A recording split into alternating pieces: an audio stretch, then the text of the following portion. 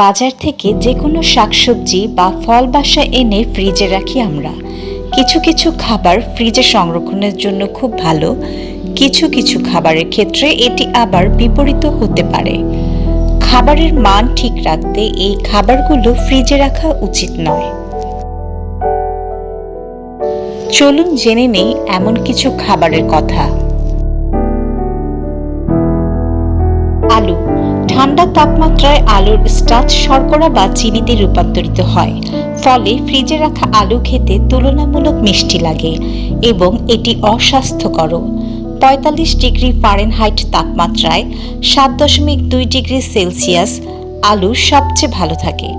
একটি কাগজের ব্যাগে ঢুকিয়ে মোটামুটি ঠান্ডা কোনো রুমে আলু সংরক্ষণ করা যেতে পারে। আলুতে যাতে সূর্যের আলো না লাগে। সূর্যের আলো পড়লে আলুতে ক্লোরোফিল জমা হয় এবং খেতে বিস্বাদ লাগে।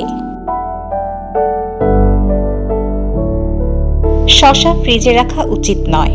ফ্রিজে রাখলে এর তাজা ভাব নষ্ট হয়, রাখলেও ফ্রিজের সবচেয়ে উষ্ণ জায়গায় রাখা উচিত। শসার কচকচে ভাব ধরে রাখার জন্য ভিনেগার দিয়ে ধুয়ে কোনো বক্সের মধ্যে চুবিয়ে ঢাকনা দিয়ে ফ্রিজে রাখা যেতে পারে। এতে কচকচে ভাবটা অন্তত ১ সপ্তাহ পর্যন্ত থাকবে।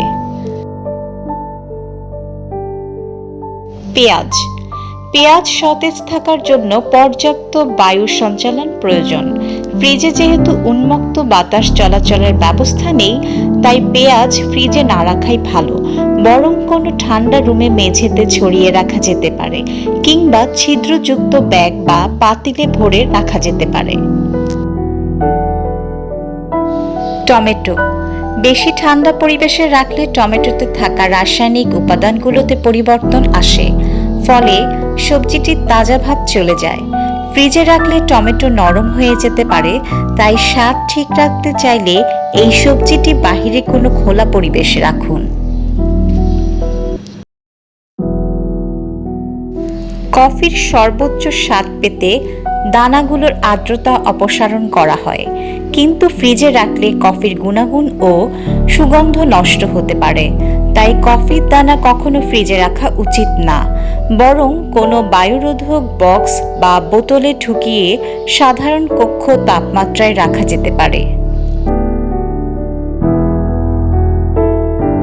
রসুন সবচেয়ে ভালো থাকে ৬০ থেকে ৬৫ ডিগ্রি ফারেনহাইটে ১৫ থেকে ১৮ ডিগ্রি সেলসিয়াস। ফ্রিজে না রেখে বাতাস চলাচল করতে পারে এমন কোনো পাত্রে রসুন রাখতে পারেন, দীর্ঘদিন ভালো থাকবে।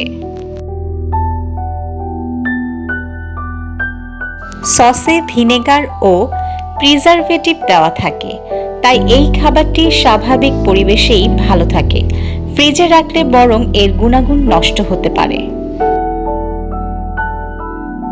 মধু ফ্রিজে রাখার দরকার নেই। বেশি ঠান্ডা পরিবেশে এটি জমে যেতে পারে।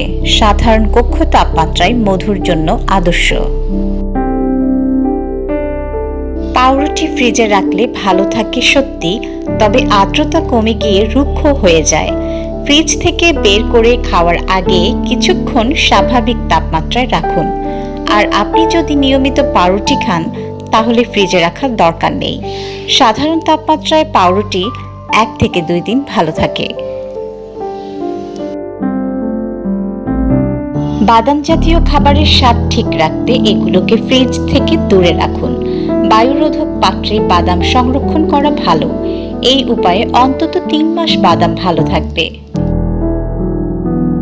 অ্যাভোকাডো। এই সবজিটি কাঁচা অবস্থায় সাধারণ কক্ষ তাপমাত্রাতেই সবচেয়ে ভালো থাকে। পাকলে সবজিটি নরম হয়ে যায়, তখন এটি খাওয়ার উপযোগী হয়। তবে পাকা অ্যাভোকাডোর স্থায়িত্ব আরেকটু বাড়ানোর জন্য ফ্রিজে রাখা যেতে পারে। Stone fruit. যেসব ফলের ভেতরে স্টোন বা দানা থাকে সেগুলোকে স্টোন ফ্রুট বলে, যেমন পিচ, পাম, অ্যাপ্রিকট। এই ফলগুলোকে ফ্রিজে না রাখাই ভালো। সাধারণ তাপমাত্রায় রাখলেই ফলগুলোর গুণাগুণ ঠিক থাকে। জলপাই তেল। অলিভ অয়েল একটু ঠান্ডা ও অন্ধকার জায়গায় রাখা উচিত। এই তেল ফ্রিজে রাখলে ঘোলাটে ও ঘন হয়ে যায়। ক্যাপসিকাম।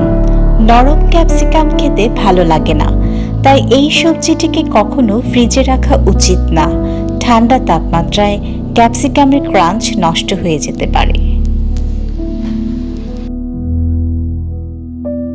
চকলেট সাধারণ তাপমাত্রা ও শুষ্ক পরিবেশে এমনিতেই ভালো থাকে, এটিকে ফ্রিজে রাখার দরকার নেই। বরং ফ্রিজে রাখলে অন্যান্য খাবারের ঘ্রাণ যোগ হয়ে চকলেটের আসল ঘ্রাণ নষ্ট হয়ে যেতে পারে।